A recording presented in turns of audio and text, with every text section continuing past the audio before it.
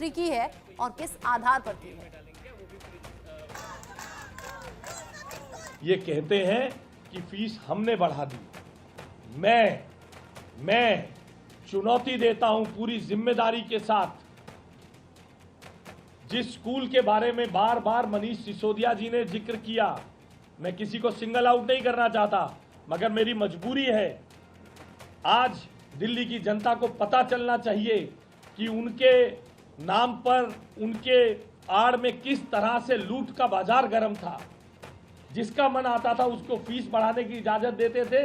Under the table कौन कौन लेता था, इसकी जांच हम करवाएंगे। मैं आपके रिकॉर्ड पर बता रहा हूं, इसकी जांच भारतीय जनता पार्टी की रेखा गुप्ता जी की सरकार कराएगी, मुख्यमंत्री जी की सरकार कराएगी कि किसने उसमें भ्रष्टाचार किया है। निरीक्षण करने के लिए शिक्षा मंत्री आशीष सूद पहुंच चुके हैं। सर, आप सुबह से स्कूलों का निरीक्षण कर रहे हैं, क्या कुछ पाया? बहुत दुर्दशा। आप देखिए, ये स्विमिंग पूल 2.5 करोड़ की लागत से बना और इस दुर्दशा में इस पे मनीष सिसोदिया जी ने बताया था कि दिल्ली में बहुत आमूलचूल परिवर्तन है। अब मुंह छुपा के सब लोग लुधियाना में बैठे। सर, साथ ही अगर प्राइवेट स्कूल्स की बात की जाए तो फीस को लेकर लगातार जो पेरेंट्स हैं वो प्रदर्शन कर रहे हैं। हम पेरेंट्स की इन समस्याओं को दूर करने के लिए कटिबद्ध हैं। Although we are a new government, but we are here with a firm belief. तो ये थे शिक्षा मंत्री आशीष सूद, जो लगातार दिल्ली के अलग अलग स्कूलों में निरीक्षण करते हुए नजर आ रहे हैं और जायजा ले रहे हैं हर एक सरकारी स्कूल का। साथ ही साथ कल एक बड़ी प्रेस कॉन्फ्रेंस उनके द्वारा की गई, प्राइवेट स्कूलों को लेकर जो फीस बढ़ने की समस्याएं पेरेंट्स की तरफ से सामने आ रही है, उसको लेकर भी उन्होंने जाँच के जो आदेश हैं वो दे दिए हैं। कैमरा पर्सन अंकुश के साथ मैं मेहंदी गर्ग, इंडिया न्यूज़, दिल्ली।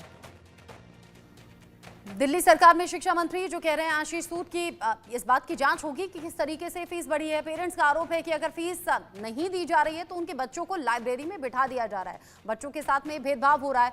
तमाम प्रोटेस्ट की तस्वीरें भी सामने आ रही हैं और गुस्से वाली तस्वीरें भी, क्योंकि जब पेरेंट्स को ये पता लग रहा है कि उनके बच्चों को पढ़ाने से मना कर दिया गया, उनके साथ भेदभाव हो रहा है क्योंकि वो टाइम पर फीस नहीं जमा कर पाए, तो फिर लोग सड़कों पर आ गए हाथों में बैनर पोस्टर लेकर। निजी स्कूलों की मनमानी फीस वृद्धि के चलते लोग बेहद परेशान हैं।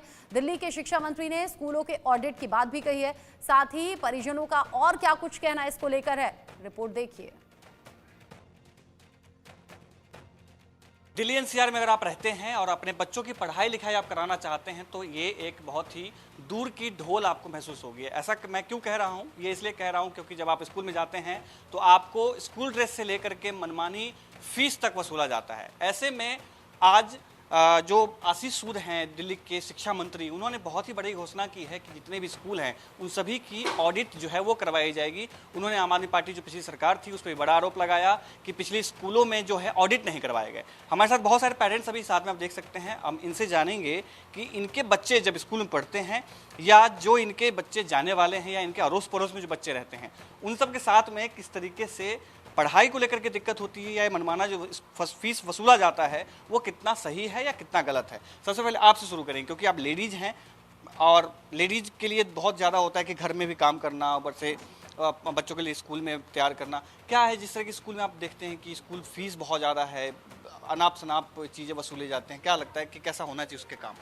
देखिए, सबसे पहले तो ये ज़रूरी होता है कि स्कूल में एक फ़ीस का स्ट्रक्चर होना चाहिए जिसमें एक लिमिट होनी चाहिए। अभी क्या हो रहा है, मेरा बेटा चाहे फर्स्ट में है चाहे फिफ्थ में है, एक किट बना कर दिया जाता है बुक्स का जिसका एक फिक्स 8,000 9,000, उसमें इतनी सारी चीज़ें होती हैं। आपको स्कूल ऑप्शन ही नहीं देता चूज़ करने का कि आपके बच्चे की ज़रूरत की चीज़ें हैं क्या। उसमें बहुत सारी चीज़ें इतनी मतलब ऐसी होती हैं जिनकी आपके बच्चों को पूरे साल ज़रूरत ही नहीं पड़ती है, आप उसमें ऑप्शन नहीं होता, वो किट बना के दे दिया जाता है। दूसरा, पेरेंट्स पे भारी पड़ता है ड्रेस का ऐसा मतलब आप ना क्वालिटी होती है ना कुछ होता है, उसमें आप मनमाने रेट पर आप कोई शॉपकीपर या अरेंज कर लेते हैं।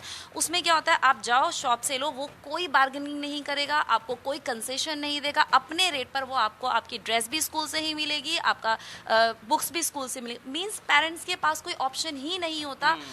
ऊपर से फिर जैसे आपका ये कन्वेंस चार्ज होता है, कन्वेंस चार्ज में भी आप पे कोई लिमिट नहीं है आज की डेट में कि हाँ एक क्राइटेरिया नहीं है भाई इतने किलोमीटर है तो उसका इतना होना चाहिए। हर तरीके से आज की डेट में अगर पेरेंट्स अपने बच्चों को पढ़ाना चाहे ना 1 से 2 को, तो बहुत सोचना पड़ता है उनको कि आप कैसे 2 बच्चों को यहाँ मतलब एक एजुकेशन सिस्टम में अपने फिट करोगे। बड़ी बात आपने कही कि नियम होने चाहिए, जैसे मैम ने कहा कि नियम होने चाहिए, और नियम होने के बावजूद ऐसा नियम है, लेकिन जो लोकल एडमिनिस्ट्रेशन है, जैसे डीएम है या जो एजुकेशन विभाग के जो लोग हैं, वो इम्प्लीमेंट नहीं करवा पा रहे हैं। क्या लगता है कि कैसे हो पाएगा? हाँ, इसमें सबसे बड़ी बात तो ये है कि एक बार जो सबको पता है प्रॉब्लम है, इवन एडमिनिस्ट्रेशन भी जानता है, लेकिन उसको एक्चुअल में इम्प्लीमेंट करने के लिए ये देखना होगा। और ये एक स्कूल की प्रॉब्लम नहीं है, हर स्कूल में। अब जैसे ट्रांसपोर्ट है, अगर मान लो एक फीस का कंपोनेंट कम कर दिया तो ट्रांसपोर्ट इतना हाई कर देते हैं और ऑब्वियसली आपको चूज़ करना पड़ेगा। तो उसको सच में और देखना होगा कि हमें एजुकेशन कहाँ ले जा रहे हैं फ्यूचर।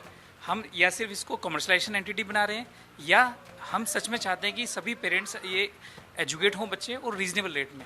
अदरवाइज़ क्या होगा, जो गरीब का बच्चा है वो कभी पढ़ नहीं पाएगा, और जो अमीर तो चलो अलग बात है, जो मिडिल वो है वो मजबूरी में उन्हें पढ़ाना पड़ेगा, और अल्टीमेटली वो एक टाइम के बाद वो पढ़ा भी नहीं पाएंगे। तो इसमें सरकार को संज्ञान लेना चाहिए। संज्ञान लेना चाहिए। और आप, ये आपका बच्चा है, ये अभी कौन सी क्लास में पढ़ता है? भाई साहब ये अभी तो क्लास में नहीं है, प्ले स्कूल में है। कितना फीस देते हैं इसका? इसकी अभी 4000 या 5000 जाती है, किताब कोई इसकी है नहीं। हाँ जी। मैं दर्शकों को एक बात बताऊं, जो दर्शक देख भी रहे होंगे, मैं ग्रेजुएशन मैंने जब किया तो मेरी स्कूल किस कॉलेज की सालाना फीस जो थी वो 7000 रुपये थी। जी, हम भी 2500 रुपये में पढ़े हैं, और आज मैं देखता हूँ पढ़ाई भी मतलब वो नहीं रही है। अभी ये बच्चा, छोटा बच्चा बैठा, बेटा कौन सी क्लास में हो? 5th में हो। क्लास में, हाँ। ये बताओ, एक कुएं में 100 कबूतर, एक मर गया, कितने बचे? कैसे? We will minus 1 in 100. ये गलती वैसे बच्चे की नहीं है, क्योंकि आज हमें ये बेसिक शिक्षा पढ़ाई नहीं जाती कि मरावा भी वहीं है, पूरे 100 हैं, क्योंकि वहाँ आबा काटा आ गया। और एजुकेशन का मतलब हो गया है जॉब हंटिंग। जॉब कहीं है नहीं।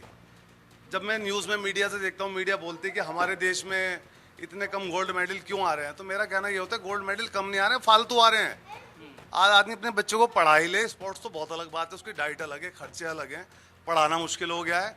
तुम कहते हो गोल्ड मेडल कम आ रहे हैं, मैं कहता हूँ जितने आए फालतू आए हैं, क्योंकि ये कमर्शलाइज हो गया है, अब धंधा बन गया है, बिल्कुल प्योर धंधा है। और उस धंधे में हमें घुसना है।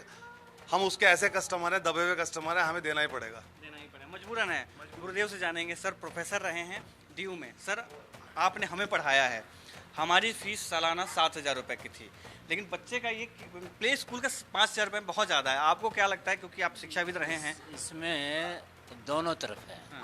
हमारा इतना क्रेज़ हो गया है पब्लिक स्कूल का, जिस समय आप लोग पढ़ते थे बहुत कम था, लेकिन जैसे जैसे दिन बीत रहे हैं उसमें पब्लिक स्कूल्स की बाढ़ आ गई है। मैं जब पढ़ता था तो उस समय पब्लिक स्कूल का कोई कॉन्सेप्ट ही नहीं था। हम प्राइमरी स्कूल पढ़े, सेकेंडरी पढ़े, ग्रेजुएशन किया, पोस्ट ग्रेजुएशन किया, सब कुछ किया वो गवर्नमेंट। लेकिन अब ये हो गया है कि एक तो हमारी, शायद हम कहते तो हैं कि शिक्षा सबको मिलनी चाहिए, लेकिन उसके लिए प्रबंध नहीं हो रहे, ना ही कोई कंट्रोल है। मान लीजिए आपने एक स्कूल बनाया, उसकी कितनी कॉस्ट पड़ रही है आपकी, उसका कोई इवैल्यूएशन नहीं है, कोई उसका आप ऑडिट नहीं कर रहे हैं। तो मैं तो ये चाहूँगा कि हर स्कूल का कम से कम तीसरे साल ऑडिट हो कि भाई आपने साल में पूरा कमाया क्या और उसके बाद खर्च कितना किया। क्योंकि अब ये हो गया है कि ये भी एक अर्निंग पॉइंट बन गया, बिजनेस हो गया है। जब बिजनेस हो जाएगा तो वहाँ फायदे की बात होगी। शिक्षा माफिया एक जो टर्म आया, हाँ, वो भी इसीलिए आया ना कि जब बिजनेस हो जाएगा तो बिजनेस में फिर कोई सिद्धांत नहीं होता, उसमें केवल एक सिद्धांत होता है, प्रॉफिट प्रॉफिट प्रॉफिट। आपसे जानेंगे सर, जैसे एक तो आशीष सूदी जी जो अभी मुख्य शिक्षा मंत्री हैं, उन्होंने एक बात कही है कि हम स्कूलों का ऑडिट करवाएंगे। गुरुदेव ने भी कहा कि ऑडिट होना चाहिए, तो क्या लगता है कि ऑडिट से कुछ नियंत्रण हो पाएगा? देखिए, ऑडिट से नियंत्रण होना नहीं होना डिपेंड करता है जो भी एडमिनिस्ट्रेशन है उसके ऊपर, ठीक है। ऑडिट हम करवाएं नहीं करवाएं उससे कोई फ़र्क नहीं पड़ता। अगर एडमिनिस्ट्रेशन चाहेगा, उसने अगर एक बेंचमार्क रख दिया कि एक स्कूल में इस क्लास पर इतना ही फीस होगा, या जो भी बुक्स मिल रहे हैं वो ओपन होंगे, कहीं से भी आदमी खरीद सकता है, ड्रेस कहीं से भी ले सकता है, तो जब तक इस पर कंट्रोल नहीं करेंगे, ऑडिट करा के क्या कर लोगे? ऑडिट तो एक प्राइवेट हर कंपनी की ऑडिट होती है, पर वो तो प्रॉफिट ओरिएंटेड ही होता है ना। और एजुकेशन को तो हमने इंडिया में ऐसे ही बना दिया, भैया आपको टैक्स नहीं देना है। एजुकेशन सिस्टम क्या है? टैक्स स्ट्रक्चर उस पर नहीं है ना, तभी तो सब आधा लोग तो यही करता है ना, इसीलिए तो एजुकेशन सिस्टम का इतना बिजनेस बन गया है। औने पौने दाम लगाओ। एक स्कूल खोल लो, आप बोलता भाई एक स्कूल खोल लो, आज भी सब एक प्ले स्कूल किसी तरह से मैं खुल जाए। सबसे पहला आदमी यही बोलते हैं एक प्ले स्कूल खुल जाए। अब सोचिए वो प्ले स्कूल का सोचो, उसको पता है प्ले स्कूल भी खुल गया, हम तो निकल गए, मेरे बाहर नहीं आ रहे हो गए।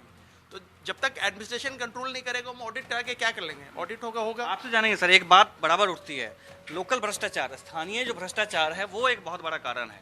क्या लगता है कि आपको वहीं से शुरू करते जहाँ पे वो खत्म हुआ था। हाँ। प्ले स्कूल खोल लें, फिर टैक्स से बच